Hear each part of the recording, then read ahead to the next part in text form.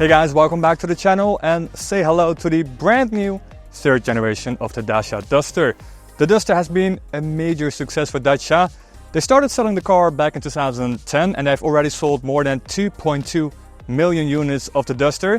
They built 1,000 units every single day, so around one Duster a minute. And now there's a completely new generation. This is the third generation, and in this video I'm going to show you everything you need to know about this brand new Duster. I'm going to show you the interior, the exterior, and we're going to take the car out for a drive.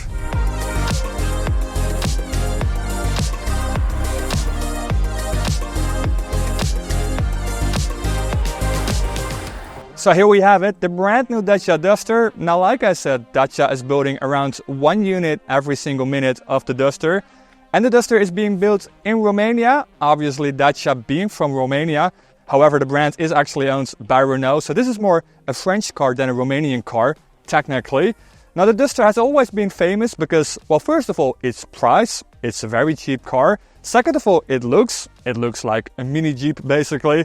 And third of all, technology. Like any other model from Dacia, the Duster uses really easy drivetrain technology that doesn't need a whole lot of maintenance, and technology that is really easy to work on yourself. However, with the new Duster, I'm not so sure if you could work on this car yourself, especially if you're going for this hybrid version, because now for the first time ever you can get a hybrid powertrain in the Duster, and this particular car I'm driving right now has the hybrid powertrain.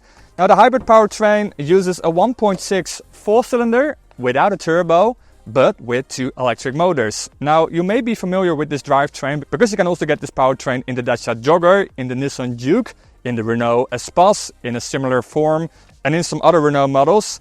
Now, I think this is the best drivetrain for this car because this is a really good powertrain. I've driven this powertrain in a whole lot of cars, basically all the cars I just named, and I'm a really big fan of this powertrain because it almost feels like you're driving electric all the time. Which isn't the case. You can drive up to 80% electric when you're in the city, but even outside the city, even on the highway, it feels like you're driving electric. And that is because this is a very complex drivetrain. Like I said, two electric motors, a petrol engine.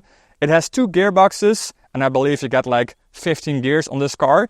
You don't have to shift yourself. This car has an automatic transmission as standard on the hybrids, but because of the complexity, it does perform really well, and you even get really good mileage on this car. This is the most powerful version of the new Duster. You can also get a diesel powertrain, obviously. And there's a mild hybrid powertrain now as well, which is also a first for the Duster. It uses a 1.3 petrol engine, producing 130 horsepower.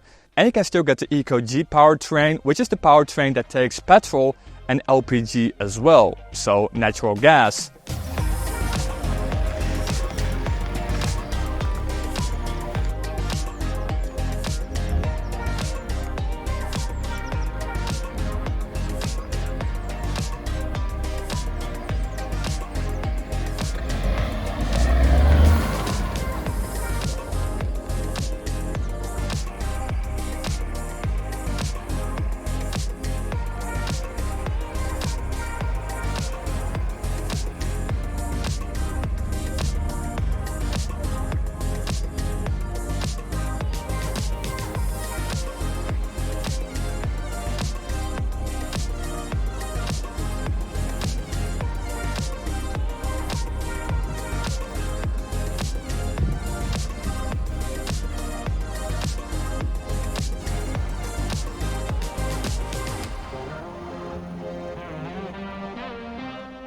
Then let's quickly mention the styling, because this car obviously has completely new styling, and if you ask me, this is the best looking Duster so far.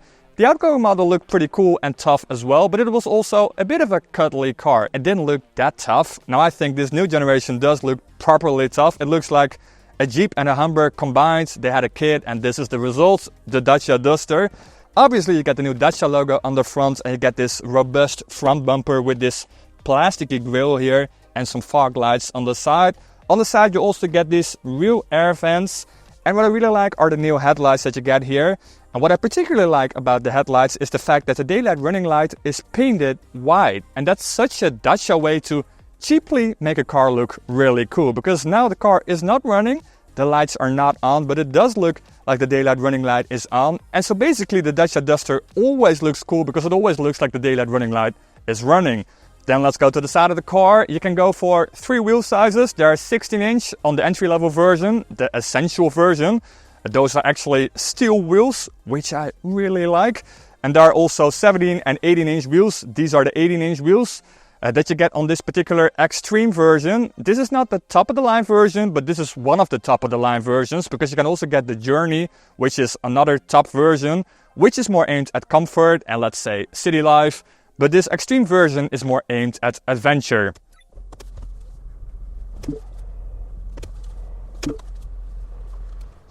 Then let's have a look at the backhand design. You get these arrow-shaped tail lights that kind of resemble the new Dacia logo if you would put them together. And Dacia is spelled out in full. Here on the left side it says Duster Hybrid on this particular hybrid version. And you get this massive back bumper.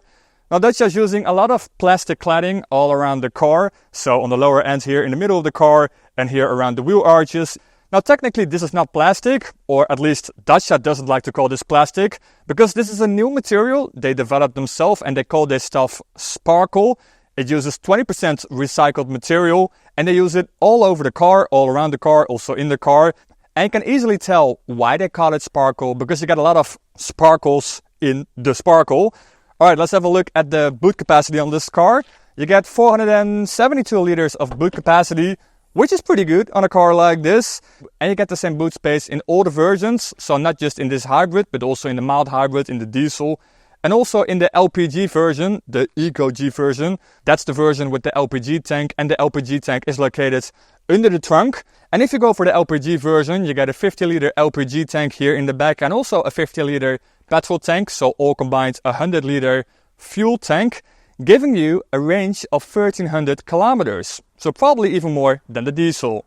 The new Duster really isn't that longer than the outgoing model. However, the wheelbase has grown substantially, meaning there's more interior space. And as a result, I'm pretty comfortable here in the back. I'm 1.80 meters and I've got the seat in the same seating position as how I would use it. And I've got plenty of knee room here.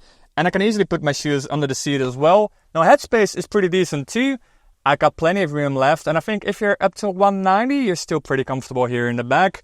Now the back seat is pretty wide, so I think you can actually fit like 3 adults here for short drives, and for longer drives, you'll be fine with smaller kids. Now you do get this big bump here in the middle, because you can still get the new Duster as a 4x4, obviously. Now you also get 2 modern USB-C ports here in the back, and you also get a small cubby space here, and you get these pockets behind the seats. Let's talk about the interior. Now if you go for the entry-level version of the new Duster, which is called the Essential, you really only get the Essentials. So you don't get any screen here, not a digital gas cluster, but also no infotainment system as well.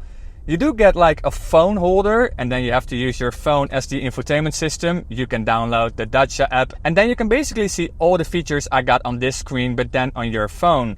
Now you do get air conditioning in the entry-level version. It's not automatic air conditioning, but you do get air conditioning. Now the version I'm driving right now, again, is the Extreme version, which is one of the 2 top models. The Journey is the other top model. And here I got a digital gauge cluster in front of me that you get as standard if you go for the hybrid version. And I also got this 10-inch screen here in the center. Now this infotainment system is not super slow, but it is definitely not fast. It is missing a bit of compute power, which you might expect in a car in this price point. However, let's not forget that this hybrid version is not super cheap. It starts at around 30,000 euros, depending on the country you're living in. And it is especially the navigation system that is a bit on the slow side, but the rest of the infotainment system is actually pretty workable. You got a really easy layout. And because this car doesn't have that much features, like ambient lighting and massage seats, you don't really need that much menus on this infotainment system. So it doesn't really matter that it is a little bit slow. And obviously you can use Android Auto and Apple CarPlay. Now you also get this handy phone holder that you also get in the Essential. Then you get a bigger phone holder, but you can also get this simple phone holder as well. Now down here below you get a row of physical buttons for the climate controls, which is really helpful because then you don't have to work on the slow infotainment system to adjust the temperature, for example. Now I think the fit and finish here in the interior is also what you might expect in a Dacia. There's a lot of hard plastic, but I have to say Dacia is really good at working with hard plastics. I think they're the best at handling plastics. They're really creative. So all in all, I think the interior looks amazing. I really like this interior. Take for example just the door panel. Obviously it's all made out of hard plastic, but the plastics look pretty cool. You get this nice pattern here on top. And the armrest, for example, has the same pattern as the Dacia logo and the same pattern that you get in the headlights. Down here below at the speakers, you also get a nice pattern. And here on the dashboard, it says Duster spelled out just above the glove box. And the glove box is, by the way, a decent size. And also take, for example, the air vents that look really robust.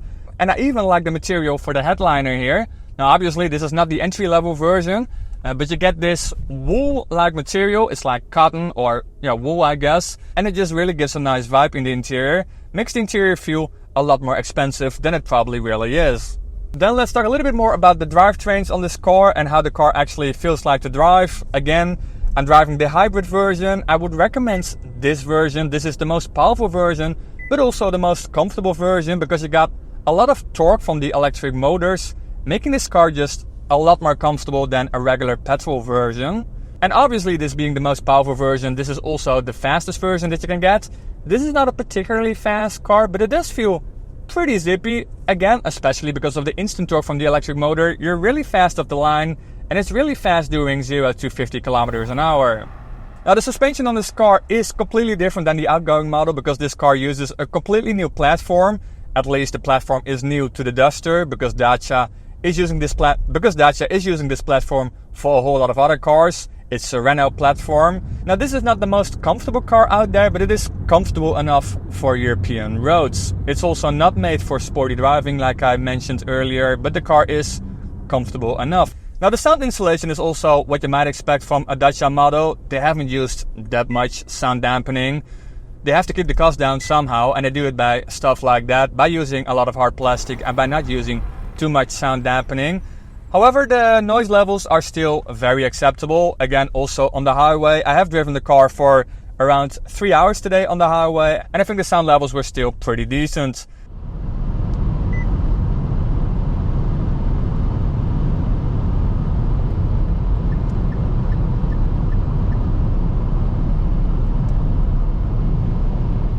So that's basically everything in a nutshell that you need to know about this brand new Dacia Duster. If you like this video, why not consider subscribing? It's free. And don't forget to hit that thumb button, and then I'll see you in the next one.